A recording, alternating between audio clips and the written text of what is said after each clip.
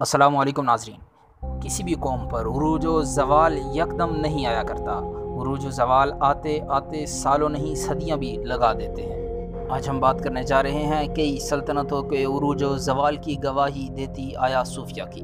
آیا صوفیہ ایک خوبصورت اور عظیم الشان عمارت ہے جو استنبول ٹرکی کے 5th ڈسٹرکٹ میں سمندر کے کنارے واقع ہے۔ بازنطینی بادشاہ جسٹنٹینین اول نے اس کی تعمیر کا حکم دیا تھا 532 عیسوی میں۔ اس وقت اس شہر کا نام ہوا کرتا تھا قسطنطنیہ۔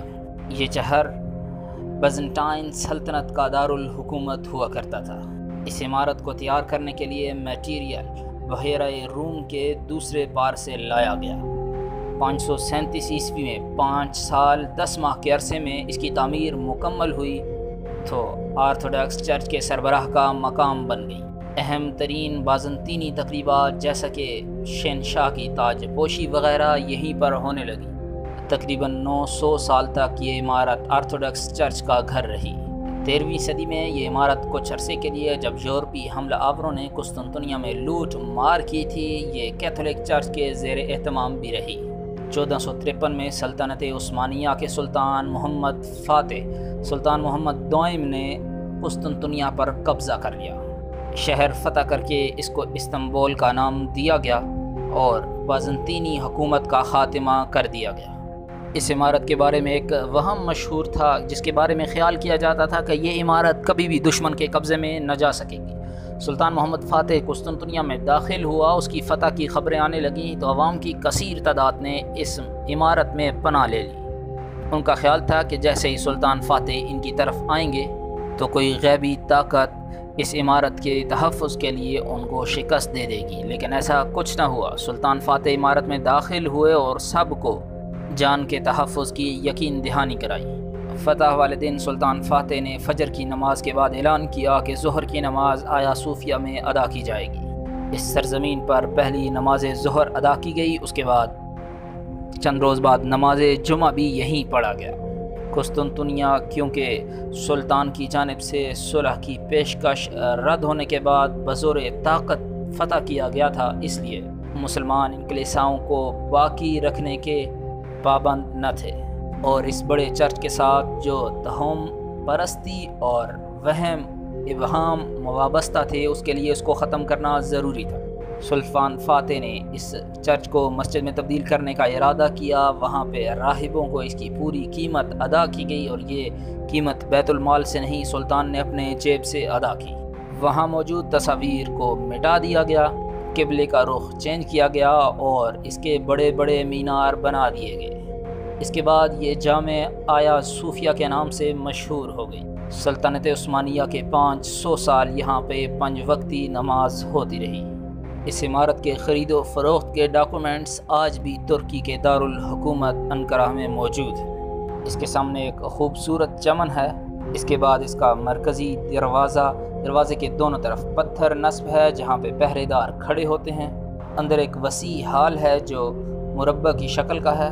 پوری عمارت میں 170 ستون ہیں۔ چاروں کونوں پہ مسلمانوں نے 6 ڈھالوں پہ اللہ، محمد، ابوبکر، عمر، عثمان، علی لکھ کر لگا رکھا ہے۔ سلطنت عثمانیہ کے خاتمے پہ مصطفیٰ کمال اتا ترک جیسے ہی ترکی کا سربراہ بنا تو اس نے جامع آیا صوفیہ کو میوزیم میں چینج کر دیا۔ وہاں پہ نماز کی ادائیگی روک دی گئی۔ سلطنت عثمانیہ کے بانی عثمان بن ارطغرل نے ایک چھوٹی سی ریاست قائم کی تھی اور کبھی نہیں سوچا تھا کہ وہ اتنی بڑی ریاست بن جائے گی۔ 500 سال تک یہ ریاست اپنے جوبن اور عروج پر رہی، اس کے بعد آہستہ آہستہ زوال آتا گیا۔ 300 سال لگے اس کو مکمل زوال پر۔ سلطنت ختم ہوئی، کمال اتا ترک نے ترکی کا انتظام سنبھال لیا اور وہاں سے اسلامی اقدار مٹانے کی کوشش کرنے لگا۔ اسلام پسند بھی خاموش نہیں بیٹھے۔ رجب طیب اردگان کی صورت میں ترکی کو ایک اسلام پسند لیڈر ملا جسے بار بار اقتدار سے نکالا گیا، لیکن وہ پہلے سے طاقتور ہو کے واپس آیا۔ طیب اردگان نے اپنی انتخابی مہم میں یہ اعلان کیا تھا کہ وہ آیا صوفیہ کی میوزیم کی حیثیت ختم کر کے اس کو مسجد میں تبدیل کر دیں گے۔ اس دوران مختلف اسلام پسند تنظیمیں اس کو مسجد کی حالت میں بحال کرنے پر تحریک چلاتی رہیں، لیکن کوئی عمل درآمد نہیں کیا گیا۔ ترکی حکومت کی جانب سے یہ مسئلہ ترکی کی عدالت عظمیٰ کے ہاں بھیجا دیا گیا۔ 10 جولائی 2020 کو عدالت نے یہ فیصلہ دیا کہ اس کی میوزیم کی حیثیت ختم کی جاتی ہے۔ ترکی کے صدر نے اس پہ دستخط کیے اور صدارتی حکم نامہ جاری کر دیا، جس کے مطابق اب یہ میوزیم نہیں بلکہ جامع مسجد آیا صوفیہ ہوگی۔ دنیا بھر سے اس پر مختلف قسم کے ری ایکشن آنے لگے۔ طیب رجب اردگان کا کہنا تھا کہ ان لوگوں کو آیا صوفیہ کے معاملے پر بولنے کی بالکل ضرورت نہیں اور نہ انہیں حق پہنچتا ہے، جو مسجد اقصیٰ کے معاملے پہ خاموش نظر آتے ہیں۔ انڈیا کے سیکولرزم لوگوں نے شور مچا رکھا تھا، لیکن ان کو باور کرایا گیا کہ بابری مسجد کا حال دیکھ لیں۔ انہوں نے اپنی بابری مسجد نہیں بچا سکے اور ترکی کی آیا صوفیہ پر بولنے کی قطعاً انہیں کوئی ضرورت نہیں۔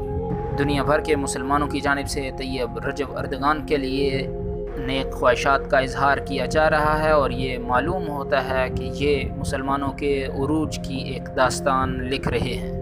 آیا صوفیہ میوزیم سے مسجد والی حالت میں بحال ہو گئی، وہاں فجر کی اذان دی گئی اور لوگوں کی کثیر تعداد نے یہ روح پرور منظر دیکھا، لوگ پھوٹ پھوٹ کر رو پڑے۔ یاد رہے کہ اقوام متحدہ کے ایک ادارے نے ایک خط لکھ کر ترکی حکومت کو خبردار کیا تھا کہ اس کی حیثیت کو تبدیل نہ کیا جائے، لیکن ترکی حکومت کی جانب سے اس خط کا کوئی رپلائی نہیں کیا گیا۔ یقیناً یہ ایک بڑی اچیومنٹ ہے اور مسلمانوں کے لیے اچھے مستقبل کی نوید بھی۔ امید کرتے ہیں کہ آج کی ویڈیو آپ کے لیے خوشی کا سبب بنے گی۔ ویڈیو کو لائک کر کے شیئر ضرور کیجیے اور ہمارا چینل سبسکرائب کرنا مت بھولیے گا۔ اللہ حافظ۔